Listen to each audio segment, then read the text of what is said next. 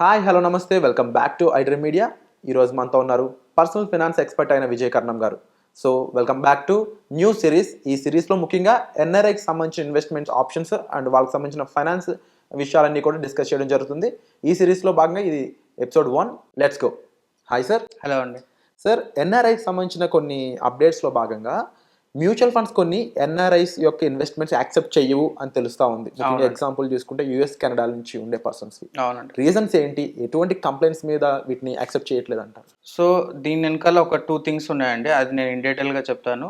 First major thing మనం అర్థం చేసుకోవాల్సింది ఏంటి అంటే, అన్ని కంట్రీస్ వాళ్ళ దగ్గర యాజ్ అన్ ఎన్ఆర్ఐ అన్ని కంట్రీస్ వాళ్ళ దగ్గర అన్ని ఏఎంసీస్ దగ్గర ఇన్వెస్ట్మెంట్స్ యాక్సెప్ట్ చేయరండి. Because of the regulations.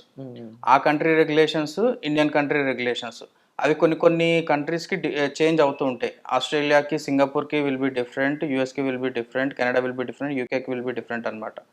So ఎందుకు ఇట్లా చేంజ్ చేస్తుంటారు అంటే, మనకి 2 కంట్రీస్ మధ్యలో బైలెటరల్ అగ్రిమెంట్స్ ఉంటాయి, ప్లస్ డ్యూయల్ టాక్సేషన్ లాస్ కూడా ఉంటాయి అన్నమాట. సో ఈ నెంబర్ ఆఫ్ కంప్లైన్సెస్ వల్ల, నెంబర్ ఆఫ్ రెగ్యులేషన్స్ వల్ల ఈ ఏఎంసీస్ కూడా ద వే దే వర్క్ అనేది విల్ బి కంప్లీట్లీ డిఫరెంట్ అనమాట. సో ఇప్పుడు మనం ఈ వీడియోలో మనం ఓన్లీ యూఎస్, కెనడాకి రిలేటెడ్ గురించి ఒకసారి తెలుసుకుందాము. దీంట్లో ఫస్ట్ మనకు వచ్చేసేది అక్కడ మనకి యూఎస్ రెగ్యులేషన్స్లో మనకు ఫస్ట్ వచ్చేసేది ఫట్కా అనమాట. మనకి ఏమవుతుందంటే, foreign account tax complaints act based on this ఏమవుతుందంటే, యూఎస్లో అక్కడ వాళ్ళు ఫైలింగ్ చేయడం కానీ, వాళ్ళ ట్యాక్స్ రిపోర్టింగ్ కానీ, ఇక్కడ యూఎస్లో ఏఎంసీ ఎలా వర్క్ అవుతుందో వాళ్ళు రెగ్యులర్గా ఎప్పటికప్పుడు వాళ్ళకి అప్డేట్ చేస్తుండాలంటే. ఇట్స్ ఏ టీడియస్ ప్రాజెక్ట్, అంటే చాలా లెంతీ ప్రొసీజర్. అన్ని ఏఎంసీస్ అంత హ్యాండిల్ చేయలేవు. మన దగ్గర 45 ఏఎంసీ కంపెనీస్ ఉన్నాయి, అసెట్ మేనేజ్మెంట్ కంపెనీస్ ఉన్నాయి. స్టార్టింగ్ ఫ్రమ్ ఎస్బీఐ, లీస్ట్కి వచ్చేసి క్వాంట్ కానీ, లేకపోతే పీపీఎఫ్ఏ కానీ, చిన్న చిన్న ఏఎంసీస్ కూడా ఉంటాయి. ఒక 5,000కి 10,000 ఏఎంసీస్ కూడా ఉంటాయి అన్నమాట. చిన్న చిన్న ఏఎంసీస్ ఇంత పెద్ద రెగ్యులేషన్స్ కానీ, ఇంత డాక్యుమెంటేషన్ ప్రాసెస్ వాళ్ళు తీసుకోలేరు. అండ్ మోర్ ఓవర్ వాళ్ళ ఆపరేషన్ పాయింట్ ఆఫ్ వ్యూలో కూడా అక్కడ నుంచి అక్కడ ఉన్న వాళ్ళ వ్యాలిడేషన్ కానీ, లేకపోతే బ్యాక్గ్రౌండ్ చెక్స్ కానీ ఇవన్నీ కరెక్ట్గా చేయలేరు. ఎందుకంటే ఇది one of the background checks ఎందుకు చేస్తారంటే, prevention of money laundering act కూడా మనం ఇండియాలో ఉంటుంది కాబట్టి they need to take care of these things అనమాట. సో పెద్ద పెద్ద ఏఎంసీస్కి ఏమవుతుందంటే, వీళ్ళకి ఎక్స్పెన్స్ రేషియో మనం 0.5%, 1%, 2% అంటాం కదా. వీళ్ళ ఏఎంసీ వాళ్ళ ఎక్స్పెన్సెస్ మొత్తం దాంట్లోనే ఇంక్లూడ్ అయి ఉంటాయి. ఎప్పుడైతే ఈ NRI investments, heavy investments out side నుంచి తీసుకోవాలనుకున్నప్పుడు ఖర్చు కూడా ఎక్కువ అవుతుంది. చిన్న ఏఎంసీలో వాళ్ళ దగ్గర ఉన్న ఏఎంఏ చిన్నది, దాంట్లో మళ్ళీ ఈ ఎక్స్పెన్సెస్ అంటే వాళ్ళు తీసుకోలేరు కాబట్టి only limited number of AMCs మాత్రమే, అసెట్ మేనేజ్మెంట్ కంపెనీస్ మాత్రమే యాక్సెప్ట్ చేస్తారు. దాంట్లో ఇవే ఉన్నాయని నేను ఇంకా డీటెయిల్గా చెప్తాను. ఫస్ట్ వచ్చేసి మనకి యూఎస్ రెగ్యులేషన్స్ అంత స్ట్రిక్ట్గా ఉంటాయి, అందరు ఏఎంసీస్ యాక్సెప్ట్ చేయరన్నమాట, NRs from US. And second వచ్చేసి మనకి ఇండియాలో కూడా ఒక యాక్ట్ ఉంటుంది, ఫెమా ఉంటుంది. ఇక్కడ ఏమవుతుంది అంటే, ఎక్కడైతే సరే మనకి వేరే కంట్రీస్లో వేరే కంట్రీస్లో ఉన్న బ్యాంక్స్ కానీ, ఇన్స్టిట్యూషన్స్తోని మన ఇండియన్ కంపెనీస్ ఎక్కడైతే టైఅప్ అయినాయో వాళ్ళు కాంపిటీషన్ని అంటే బైపాస్ చేయకుండా ఉండడానికి దాన్ని హోల్డ్ చేస్తారనమాట. అది ఫస్ట్ థింగ్. సెకండ్ థింగ్, ఇక్కడ కూడా మనకి సేమ్ అక్కడ మనకి ఫట్కాకి ఎట్లాగా మనకి ఇది డిఫరెన్స్ ఉంటుంది, ఇక్కడ ఫెమాలో కూడా documentation will be very heavy. And ఇక్కడ రిపోర్టింగ్ కానీ, ఇక్కడ ఫైలింగ్ కానీ, it will be completely almost equivalent to US regulations అనమాట. సో ఈ డిఫరెన్సెస్ వల్ల మనకి ఈజ్ ఆఫ్ డూయింగ్ బిజినెస్ అనేది చాలా రిస్ట్రిక్టెడ్ అయిపోతుంది. ఓన్లీ టు ద లిమిటెడ్ ప్లేయర్స్కి మాత్రమే యాక్సెస్ ఉంటుంది.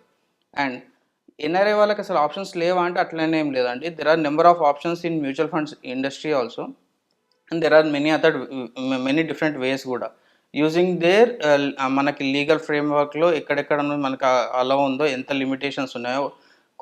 కొన్ని రీసెంట్ ఆపర్చునిటీస్ కూడా వచ్చాయి. ఏఎఫ్ కానీ, ఏఎఫ్లో కూడా మనకి రీసెంట్గా కొన్ని ఏఎంసీస్ ఏఎఫ్ రిలేటెడ్ ఫండ్స్ కూడా రిలీజ్ చేశారు. సో వాళ్ళు ఎలా అంటే డాలర్ డినామినేషన్లో కూడా యాక్సెప్ట్ చేస్తున్నారు, కానీ రిస్ట్రిక్టెడ్ టు సమ్ కంట్రీస్ మాత్రమే అనమాట. So every one will be different, every NRI will be different, వాళ్ళ రిక్వైర్మెంట్స్ విల్ బి డిఫరెంట్, వాళ్ళ ట్యాక్సేషన్ ఎలా ఉందో కన్సిడర్ చేసుకోవాలి. వాళ్ళు ఎప్పుడైతే అమౌంట్ ఇన్వెస్ట్ చేస్తున్నారో how easy it is to take back to their own country, అది ఫస్ట్ థింగ్. లేదు వాళ్ళు ఇండియాలోనే ఉన్నారు, ఇండియాలోనే వాళ్ళ రిటైర్మెంట్ ప్లాన్ చేసుకుంటున్నారంటే ఎంత ఈజీగా వాళ్ళకి ఇక్కడ కార్పస్ అనేది లిక్విడేట్ చేసుకోవడానికి ఈజీ ఉందనేది కూడా చూసుకోవాలి. ఎందుకంటే ఈ రెగ్యులేషన్స్ కానీ, ఈ రెగ్యులేటర్ రిస్క్ అంటామండి మనం జనరల్గా చెప్పాలంటే రెగ్యులేటర్ రిస్క్. మనం ఏదైనా ఇన్వెస్ట్మెంట్ చేస్తున్నామంటే మార్కెట్ రిస్క్ ఒకటే చూస్తారు అందరూ, కానీ రెగ్యులేటరీ రిస్క్ కూడా మనం చూడాలి. ఎందుకంటే కొన్ని రిస్ట్రిక్టెడ్ కంట్రీస్ నుంచి ఇన్వెస్ట్మెంట్స్ అసలు యాక్సెప్ట్ కూడా చేయరు అనమాట. సో ఆర్బీఐ రెగ్యులేషన్స్ అలా ఉంటాయి. సో మనం ఎప్పుడైతే ఈ రెగ్యులేటరీ రిస్క్ని కూడా ఒకసారి కన్సిడర్ చేసుకుంటే మన investment will be safe. And moreover down the line same మనం జనరల్గా ఇండియన్ ఇన్వెస్టర్స్ ఎట్లాగా కాంపౌండింగ్ ఎఫెక్ట్ కానీ ఎట్లాగా పర్సంటేజ్ ఆఫ్ రిటర్న్ ఎట్లా గ్రోత్ ఎట్లా బెనిఫిట్ తీసుకుంటున్నారో ఎన్ఆర్ఎస్ కూడా సేమ్ అట్లాగా తీసుకోవచ్చు అనమాట. Coming back to the number of AMCs which are accepting this అంటే మోస్ట్లీ చాలా ఈజీగా అయ్యేటివి మాత్రం ఆదిత్య బిర్లా అవుతుంటుంది, క్వాంట్ అవుతుంటుంది, సుందరం అవుతుంటుంది, అండ్ నిపాన్ అవుతుంటుంది. అండ్ కొన్ని రిస్ట్రిక్షన్స్తోని ఎస్బీఐ, కోటక్, పీపీఎఫ్ఏ ఉంటుంది. అండ్ ఎక్స్క్లూజివ్ ఓన్లీ ఎన్ఆర్ఐ ఇన్వెస్టర్స్కి చేసే ఏఎంసీస్ కూడా ఉన్నాయి అనమాట మన ఇండియాలో. వాటిలలో మనకి బంధన్ ఉంది, ఐసిఐసిఐ ఉంది, మోతిలాల్ ఒస్వాల్ ఉంది, ఇట్లా డిఫరెంట్ ఏఎంసీస్ అనమాట. అండ్ వీళ్ళకి కావాల్సిన డాక్యుమెంటేషన్ ఏమేమి కావాలి అంటే మనకి ఫట్కా కాంప్లైన్సెస్ ఒకటి, కేవైసీ డాక్యుమెంటేషన్లో PAN card, overseas address proof కావాలి, అండ్ నెక్స్ట్ వచ్చేసి ఓసీఐ కార్డు ఉండాలన్నమాట. And bank account NRI account hold చేస్తే it will be more than sufficient. And once regular ఇన్వెస్టర్స్కి అన్నీ ఆన్లైన్లో అయిపోతుంటాయి, కానీ ఎన్ఆర్ఐకి ఫిజికల్ మోడ్లో ఇవ్వాల్సి వస్తుంటుంది. సో అక్కడ మీకు అడ్వైజర్ రోల్ కానీ ఒక ట్రస్టెడ్ పర్సన్ కానీ it will be more helpful for them అనమాట. లాంగ్ టర్మ్ ప్లానింగ్ కూడా he will be more helpful. So ఇట్లా మనం ప్లాన్ చేసుకుంటే డెఫినెట్గా even though there are restrictions, అన్ని ఏఎంసీస్ యాక్సెప్ట్ చేయకపోయినా కానీ ఉన్న ఏఎంసీలో ది బెస్ట్ తీసుకొని బెస్ట్ వాళ్ళకి రిటర్న్స్ ఇచ్చే ఛాన్సెస్ అయితే మనకు ఉన్నాయి అనమాట. అండ్ ముఖ్యంగా ఇందులో ఫ్యూ లేమెన్ డౌట్స్ కూడా ఉన్నాయి సార్, జనరల్గా అందరికీ అర్థం అవడం కోసం అడుగుతూ ఉన్నాను. ఫస్ట్ థింగ్, ఎన్ఆర్ఎస్గా ఉన్న వాళ్ళు ఇక్కడి నుంచి వాళ్ళ పర్సన్స్ నుంచి ఇన్వెస్ట్మెంట్స్ చేయొచ్చా? అలా చేసినా కూడా మనీ ట్రాన్స్ఫర్ చేయాల్సి ఉంటుంది కదా, దాని మీద ట్యాక్సేషన్ ఆ ప్రొసీజర్లో ఎట్లా ఉంటుంది సిచ్యువేషన్ అనేది. రెండోది, మీరు మనీ విత్డ్రాల్ గురించి చెప్పారు. ఇన్ కేస్ వాళ్ళు అక్కడ సెటిల్ అయ్యే వాళ్ళు అయితే అప్పుడు సిచ్యువేషన్ ఏంటి? అది ఇండివిజువల్ కేసెస్కి మనం మాట్లాడవచ్చు అండి, అది కంప్లీట్గా జనరలైజ్ చేసి మాట్లాడలేము. సో దీనికోసం పర్సనల్ అపాయింట్మెంట్స్ ప్లాన్ చేస్తున్నారు? డెఫినెట్గా అండి. ఎందుకు అంటే ఇప్పుడు పేరెంట్స్కి వాళ్ళకి మంత్లీ మెయింటెనెన్స్కి కానీ మంత్లీ రిక్వైర్మెంట్కి కూడా కొంతమంది అమౌంట్ పంపించేది ఉంటుంది. వాళ్ళ cases will be different. And వేరే వాళ్ళ మీద ఇన్వెస్ట్మెంట్ చేయడం అనేది as per law it is not correct అనమాట. ఎందుకు అంటే when they are out of India over the period of 18 months 180 days, more than 180 days అయితే కంటిన్యూస్గా ఉన్నారు, లేకపోతే over the period of time బయట ఉన్నారంటే they will be consider as NRI. Automatically వాళ్ళ బ్యాంక్స్ అన్ని ఎన్ఆర్ఓ అకౌంట్స్కి ట్రాన్స్ఫర్ కావాలి. యాక్చువల్గా చేయకుండా చేస్తున్నారంటే it is not as per లా అనమాట. సో అట్లా చేయకుండా విత్ ఇన్ లీగల్ ఫ్రేమ్వర్క్లో మన ట్యాక్సేషన్ అవన్నీ ఉన్నా కూడా దాన్ని బైపాస్ చేసి అంటే మన ట్యాక్స్నే ఎక్కువ మంది మన ఎన్ఆర్ఐ క్లయింట్స్కి ఎప్పుడైనా సరే ట్యాక్సేషన్ ఎక్కువ ఫోకస్ చేస్తుంటారండి. కానీ నా సజెషన్ చెప్తాను, even though there are taxes, మనకు వచ్చే రిటర్న్స్ని దాన్ని నలిఫై చేసే పొటెన్షియల్ మనకు ఉన్నప్పుడు ట్యాక్సెస్ గురించి ఆలోచన చేయడం will be the least preferable అనమాట. అంటే ఇలాంటి ప్రొసీజర్కి ఎస్డబ్ల్యూపీ, ఎస్టీపీలు కూడా డిఫరెంట్గా ఉంటూ ఉంటాయి.